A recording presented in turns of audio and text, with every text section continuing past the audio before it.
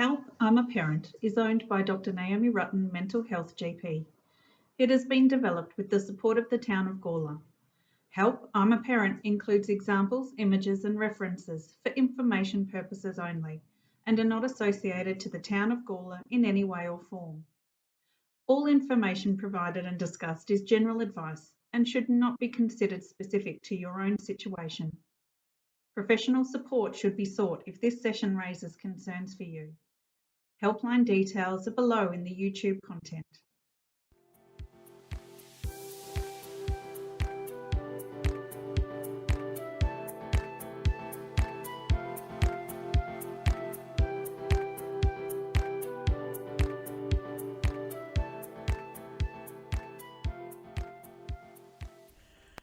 Hi, and welcome to Help, I'm a Parent. I'm Dr. Naomi Rutten, a mental health general practitioner. And I'm Ebony. I am the faithful parent that's coming back week after week and also look after Gawler youth here in Gawler. Cool. So, welcome to episode 4. Today we are going to be talking about messages. We've previously mentioned us as parents wanting to learn and be the best parents we can. And a lot of that really depends on what we learnt from our parents. Yeah.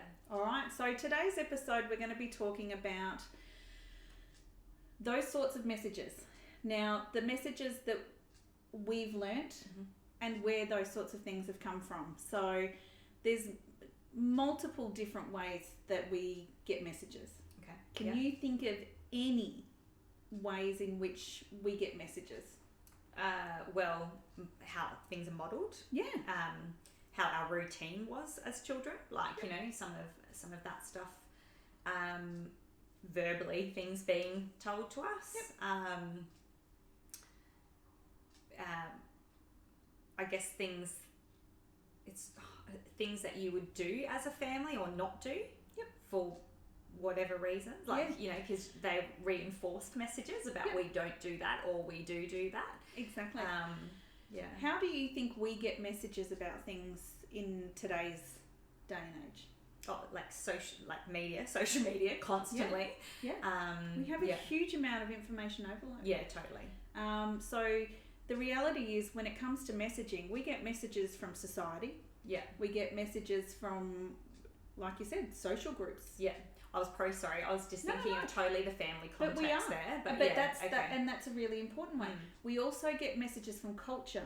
Yes, totally. Yeah. So we need to always be considerate and understand what the culture was that we were brought up in and what sort of messages. Yeah. And like you said, the messages that we got from the family, from the siblings, from all the people who were involved in our lives as we grew and developed.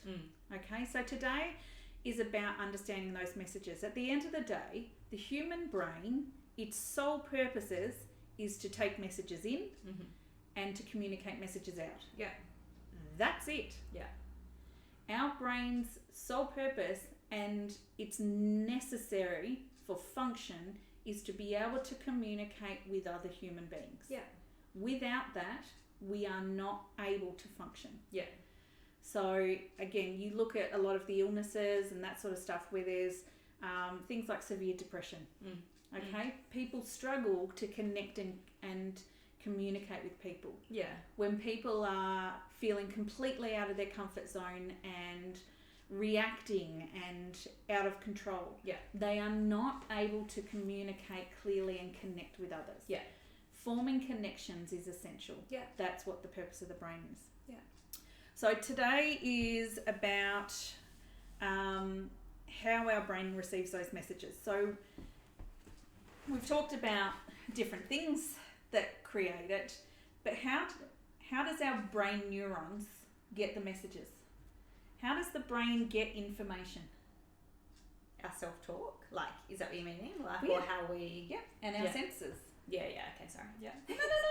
No, because this is the thing. Yeah. I mean, I know it, but this is why we're here learning. So don't feel bad that you don't know what I'm going to be asking. I so hope everyone else is saying the same things as me, and you're not all like, who the heck is she? She knows nothing.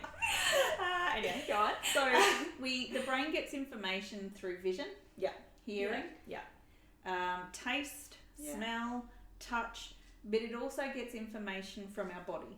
Yeah. Okay? Yeah. So they're the messages that sort of send everything to our brain. Absolutely. So we have the parents, we have everybody, we have all those things, and that information is then sent to our brain. Yeah. The brain then interprets that predominantly based on our life experience and our sense of self and who we see ourselves out, and then comes up with a plan of management and tells the body, right, this is what we need to do. Yeah. That's if we've got a functioning cortex, which we're parents. We don't always have a functioning cortex because we're parents. We have children and it's exhausting. So what I want to talk about, Ev, is what sort of messages we receive in the world. Can you think of any times in life where we have been taught things that have just stuck? So, for example, for me, I still remember my grandmother saying, don't step on a crack, you get a bear on your back. And I'll still, to this day, try and avoid stepping on cracks. Yeah. Will I get a bear on my back? Of course I won't get a bear on my back. But my brain goes, don't step on a crack, get a bear on your back, because it was reinforced. Yeah. My papa used to say, like, you know, just that simple thing of, if you don't eat your crust, then your hair will go all curly. Like that was a bad thing. I don't know. That one I do know. Yeah. I don't know why, you know, that's a problem. But anyway, like just silly things like that. Is that what you mean? Yeah. Like, okay. Yeah, well, I mean, like, you know, I certainly know growing up even, you know, as, you know, that older kind of primary school through those teenage years, and I don't think much has changed at all, but just even the messaging you'd get through like magazines and stuff like that about what you can wear, what you can't wear, what you're allowed to eat and not eat, and you know that you've got to look a certain way, or you know, or you won't ever fit in. Yeah. You know, I remember those being quite strong messages. Yeah, I must admit, I was looking recently to, like, you know, because I wanted to cut my hair, and I was like, what sort of haircuts could I look at? And I found, you know, just looking and Googling haircuts that are trending and haircuts that are out. And the thing is, the haircuts that were out were the same ones that were in, and it was all very confusing. But the reality is, that again, they're the messages that we keep getting. Yeah. That we then feel we have to, the standards that we have to meet. Absolutely. And it's the same in regards to parenting. All right. So one of the things I want everybody to think about for a second is, when you think about parenting, what are the standards? What are the messages you have in your head about what a parent should be and what parenting is? All right. So we're going to play a bit of a game. We've got some beliefs around parenting. Okay. So pull one out of the hat for me, and then we'll discuss it. I hope you don't have doctors writing. Yeah, probably. Parents should focus all their energy on their kids. That's a good one. Yeah. So again, and this is something we need to have, you know, can talk about. Yeah. Because it's a message that we may have taken on. Now, we may have taken that on from society, from a book that we've read, from our own parents or other parents, or a parenting group, or a parent, you know, there's so many different things. And let's face it, there are a lot of different views and a lot of different opinions out there. Yeah. But those sorts of things affect how we feel we need to parent. Absolutely. All right? Absolutely. So what do you think about that one? Personally, I think at one point I was probably there, like not because it was necessarily how it was in my home, but I think from a wanting to be there for my kids, because that clearly makes a good mum, doesn't it? But I quickly realised that everyone around me, especially when you have newborns, seem to suck all the life and energy out of me, and if I couldn't then find that for myself, you know, I couldn't actually be there for anyone around me, including my children. So, you know, I think, you know, that's certainly a high priority and a very strong focus. They're my highest priority, really. However, I am a high priority too, and I have come to realise that if I don't look after myself and have good self-care, then I can't look after them well. That's my personal belief. Yeah. And this is the thing. Yeah. One of the things that everybody is going to have to learn and understand is that no two people are going to parent exactly the same. No two children are exactly the same. No two human beings are exactly the same. So this is really about reflecting on what the messages are that you're notice that you're taking note of. Yeah. And now what we're going to do is we have 3 options with those messages. We can reuse them. Yeah. And recycle them. Yeah. We can reframe them. So we can adapt them a little bit, change them up and still use them. Yeah. Or we can toss them in the rubbish bin. Yeah. I've got a lot that I like to throw in the rubbish bin. So what would you like to do with that one? I would reframe that. How would you reframe it? I would reframe that to, parents should prioritise their own energy so they can parent their kids well. Perfect. All right. So, and by all means, it can be a really useful strategy and tool. And I encourage everybody who's watching this video, wherever you are, to write down the messages that you notice you have. Yeah. Yeah. And that you hold. Yeah. Look at them and ask yourself, what do I want to do with this? All right. It's a really, really powerful activity. Okay. All right. Let's choose another one. It takes a village to raise a child. Oh, I love this one. And look, I've had patients who and people who I've run the parenting course for who don't agree with it. So again, it's important to understand and respect the fact that everybody will have different views and ideas about this. Totally. Yeah. So how do you think and how do you want to relate that to your parenting? So for me, I have always been probably quite a strong person, typically, and quite independent, and I wouldn't reach out and ask for help. I know that about myself, and it quickly became apparent as I have or had two, I still do have 2 young children, but certainly when they were younger, you have no choice. I was going to go downhill very quickly if I wasn't willing to open my world a little further and ask for help and rely on friends that are there for me, but if I would let them be there for me. So I really love this, and I also I love this as well because I guess I haven't travelled to Western countries. I've only travelled to very Eastern countries and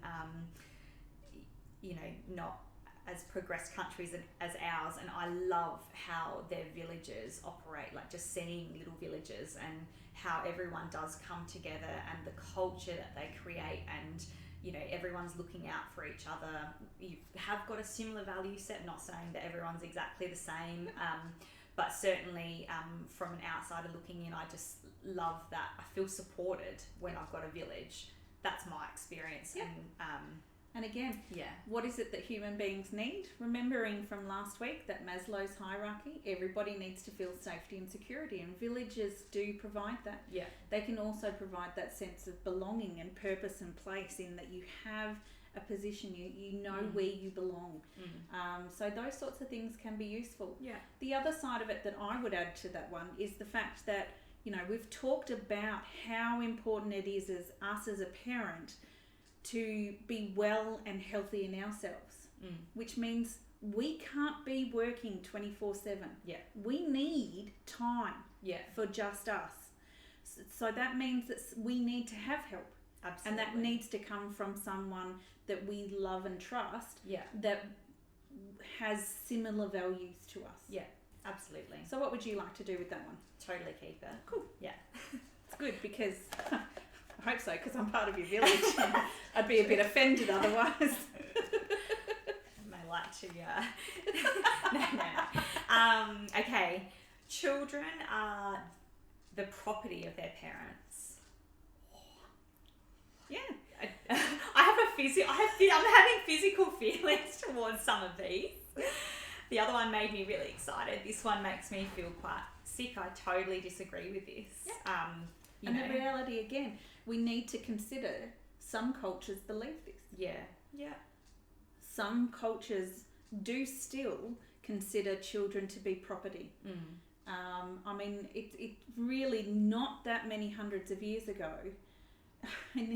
Well, Even Upper England. I mean, let's look at, they used to marry off their daughters for financial reasons. They were property. They weren't, an individual to be cared and that for. still does happen. Yeah. And it does. It still happens in this world, and it does happen in cultures. Yeah. And it's about everybody looking internally. And again, like I said, this is about what messages do you want to take on to pass on to your children. Yeah. Yeah. So what would you like to do with that message? I think totally throw it in the bin. Yeah, do. Yeah. And again, this is up to, Ebony's here as my parent, all right? So not everybody will choose the same as what Ebony might. And that's okay. Yeah. All right? Yeah. But please be respectful. Yeah. Parenting comes naturally. What a joke that is! Oh my gosh! Oh, sorry, right? No way. Okay. So, quick point. Parenting is not a movie. Oh my goodness. It is. Some people, and I have spoken to people who have this wonderful automatic bond with their child and find it delightful and fabulous and easy. And I think that is absolutely wonderful. The majority of people I know, including myself, find it really hard work and really challenging and exhausting. Totally. So it's not something that came naturally to me. And part of the reason I got into the field I'm in is trying to learn how to be the best parent I can be to my parent, not to my kids. And I think as a new mum, for me, I found certain aspects came relatively easily because maybe hormones kicked in or whatever. For me, that was the case. However, there came a stage where all that starts wearing off and you become very tired, and then you actually start dealing with a little person that's got their own opinions, and they're their own person, and they're becoming yeah. I'm telling you what I'm doing with that one. Okay. Children or families should be happy all the time. I really don't like should statements anyway, I will admit. And again, part of this is, I think for a lot of people that I work with, and everybody else looks at everybody else in the world and thinks that they've got it all sorted and that they're perfect, happy families. And one of the reasons I put this one in there, all right, is because if you Google, and it has, I checked it today and it did actually change, so I'm actually really happy. But previously, if you Googled parents, it would be predominantly white mum and dad with children. Okay. And they were happy. Yeah. Okay. Now, I just want to point out that those photos are a split second of time. They are not what happens 24/7. If you Googled parenting, the first image was of parents with their tearing their hair out and kids all over the place. Yeah. I was refreshed today when I did this to find images to put up for everybody, to find that when you Google parenting now, it's actually a variety of parenting, single parents, multiple parents, same-sex parents, different cultured parents, different number of kids, and it was all about nurturing and meeting that child's needs. So I have to say, in the last 3 years, society has changed, at least the Google results have changed. So that's a good thing. But we do need to be mindful of what are the messages in regards to this ideal. Brady Bunch. Yeah, totally. And Full House. Yeah. All those shows that we grew up with where, but that's what we should be. One of the shows that I like to binge watch and quite enjoy is The Good Witch. It's a lovely show. Yeah. All right. However, it's perfect. Everybody's perfect all the time. Nobody gets angry ever. Like ever. And the reality is there are going to be some people who watch that, and the message that they are going to get is that I should be aiming for that. Yeah, absolutely. And that's not life. Yeah. Nobody has it perfectly sorted. Correct. And anybody who says that they have it perfectly sorted is lying. Okay, please understand me. They are lying. And those images that they put on Instagram and Facebook are Snapchat, are just tiny fragments. And I've spoken to parents and they might have had kids screaming and yelling and carrying on, but they eventually get that split second of a happy photo and it's like, yay, but that took an hour of work. Yeah, that's right. Absolutely. What would you like to do with that one? Would you like to reframe it, recycle it? Look, I think it could probably be reframed. I would just like to think that families could develop emotional intelligence. Is that too deep? I don't know. But just, in a sense of being aware that different emotions happen at different times, and that is normal. I know, I grew up in a church system basically, and I felt very much that, as much as I still have my own beliefs and what have you, I felt the system that I was a part of was very much that you need to be portrayed a certain way and that's how you need to be, and it's all smiles and lovely and everyone is always like this, and you just couldn't seem to have real genuine conversations. People just weren't doing this that. Is about what message do you want to teach your kids? Absolutely. Do you want to teach your kids that families should be happy at all times? No. Absolutely not. What do you want to teach them? I want to teach them that it's okay to feel how you feel, but we create our own happiness as well. I feel like that's a bit of a... So reframing it. Yeah. Excellent. Next. Okay, what do we got here? Parents should be perfect. That one's in the bin. And that tells you very strongly how I feel about that one. And I know I'm not perfect. And we have touched on that today. Yeah, absolutely. Yeah. Every child needs two parents. Oh, that's an interesting one, isn't it? Look, I'm going to go back to link this to the village. I just think, sometimes, yes, two parents is a really healthy way. I am in a split family situation. We are both very involved in the children's life still, and I enjoy that and I like that. I think it's important as long as the relationships are healthy for the children. But again, I think, the children will decide that for themselves as time goes on as well. And I'd like to throw into that. I want everybody to think of post-World War I and post-World War II, where a lot of the men died. Yeah. How many of those kids had two parents? Most of them didn't. All right. So the other thing I want to point out, and I'm going to sort of hold it up and I'll pop it on the screen. Nowhere on Maslow's hierarchy does it say that they have to have two people. No, it's about safety and security, and it is about having their needs met. Absolutely. And again, that comes down to that consistency, predictability. Yeah, absolutely. So what would you like to do? I would totally reframe that and just say that every child needs and deserves kind of security and perfect. All of that. Yeah. Good. And we've got one more. Oh. My hands are too big. Children are small adults.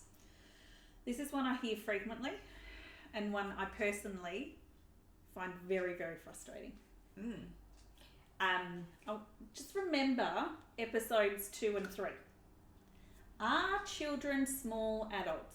No, they might like to role play and act like mummy, but they don't have that cortex to have that thinking centre, right? So they do not have a fully functional, developed body or brain. I mean, look, some people could probably argue they're like themselves because they're not very, well rounded and say some adults are small children. There we go. I think we've reframed it. So that's possible, but yeah, look, I don't agree with that. Yep. Children are children, and they should. I feel should be allowed to be children while they're developing into a healthy adult. So today has been about getting a better understanding about what the messages are you hold. So these ones were sort of stock standard ones that I've written out for Ebony to work through today. Yeah. But what I want everybody to think about is what are the messages that you took from your parenting? So who parented you and your upbringing, the culture you grew up with? What are the messages you got? And I'd encourage everybody to write down those messages. Yeah. And then I want you all to sit there and go through each one and go, well, what do I want to do with this message? Do I want to recycle it and reuse it and pass that down to my kids? Do I want to reframe it and just change it up a bit? Or do I just want to toss it in the bin? All right? It's really, really, really important, because it's not something that we will consciously think about, because it's something that we've just taken for granted. Yeah. Today we're going to talk about mindfulness. So remembering and reminding people about the stop, pause, play. Yeah. Stop. Where are you at on your 1 to 5 scale? Currently, like, probably a 1. I'm feeling pretty good right now. I must admit, I'm feeling absolutely awesome. It's great. I don't have my my little children around me right now, but I'm feeling good. So we don't need to, but we're going to pause anyway. Yeah. All right. And today I'm going to read. So reading to children and to adults is an absolutely wonderful thing to do for their growth and development and connection. Yeah. All right. Yeah. So I would encourage everybody to read. And again, if you have dyslexia or another learning disorder and you find it difficult to read books, I would encourage just picture books, because you can make up your own story. Absolutely. There are lots and lots of different ways to read. Yeah. And it doesn't necessarily have to be through reading words. Yeah. And just a quick plug here, like, there's story times at our local libraries, the local children's centres at Gorlin District College and LCI, and both our libraries at Evanston Gardens and the main street. Like, there's options for you to get free books. You don't need to, or access programs for people to help you read as well. So just putting it out there. Okay, so what I'm going to do, ladies and gentlemen, is I'll put it up onto the screen so you can read through it, but I'm going to read it out to Ebony and to you guys today. So it's called The Roast Story. So a young woman is preparing a roast while her friend looks on. She cuts off both ends of the roast, prepares it with spices and puts it in the pan. "Why do you cut off the ends?" her friend asks. "I don't know," she replies. "My mother always did it that way and I learned how to cook from her." Her friend's question made her curious about her roast preparation. During her next visit home, she asked her mother, "How do you cook a roast?" Her mother proceeded to explain and added, "You cut off both ends and prepare it with spices and put it in the pan and then in the oven." "Why do you cut off the ends?" the daughter asked. Baffled, the mother offered, "That's how my mother did it and I learnt it from her." Her daughter's inquiry made the mother think more about the roast preparation. When she next visited her mother, she asked, "Mum, how did you used to cook a roast?" The mother slowly answered, "Well, you prepare it with spices, cut off both ends and put it in the pan." The mother asked, "But why do you cut off both ends?" The grandmother's eyes sparkled as she remembered. "Well, the roasts were always bigger than the pan that we had back then. I had to cut off the ends to fit it into the pan I owned." 3 generations later, when pans are bigger and roasts are smaller, the same method of preparation was being used when no longer needed. So that story just helps to remind us about the importance of those messages. We won't necessarily understand where those messages came from and why we continue to follow them, but to be a better parent, we need to stop and think, what is it we're passing down? Yeah. And to know what we're going to be passing down, we need to understand what was passed to us. Yeah. And is that something we want to pass down to our kids? Yeah. All right, so I'd encourage all of you this week to do that, and I'd encourage everybody to read storybooks to their kids. I'm also going to post this week from the Australian Childhood Foundation, but also adapted from the World Health Organisation, the rights of all children and young people. Yeah. Because this again is related to the messages that we give our children. Is that the UN rights to Yeah. All right. So that'll be up there for everybody as well, and on the Facebook page. Yeah, cool. Have you got any questions for me about messages today? No, that was really good though. That's I'm thinking of the one thing that I really remember clearly as a child was very much around, we always eat at the dinner table, which is lovely, like, and I like that concept. I love still going home now and we eat at the dinner table. Like, I do like that. But, you know, for me, I know as a parent, I've had to reframe that because I'm working full time. I've got 2 little kids as a single mum. I can't, by the time we get home, sometimes I'm trying to do homework, I'm trying to do whatever. Sitting at the dinner table and preparing a full-blown meal as it used to be done, as I take my hat off to my mum for how she managed to do that. But sometimes that's just not possible for me now. But I try and, because I like still having that family time, we do other things. We do our movie nights on a weekend, and we set up a little cubby house and we have a nice little dinner together. That's one of our things we do. And then on the other night, we'll often try and actually sit at the table and have a little candlelit dinner now, because that's really special for my little people. And, you know, they're when I can do things, because I like the concept and some of what that's about, but to be stringently, that is just what we do. Get to the table now. That's how it's happening. I just can't do it. So, you know, I guess for me, that's one example of something I know I've reframed for myself. Yeah. And again, part of it is about acknowledging the fact that that's extra hard work for you and that you actually need to take good care of yourself. Yeah. So for my sanity. Exactly. And yeah. Good. All right. So everybody, if you can, have a think about the messages and try to remember to stop regularly, check in with yourself, see where you're at, pause if you need to, practice doing something. It might be reading through something, listening to somebody reading something to you, an audiobook, something to just calm you down until you're able to re-engage in things. Thank you everybody for joining us again this week. Absolutely. And we will see you next time. Bye. Bye.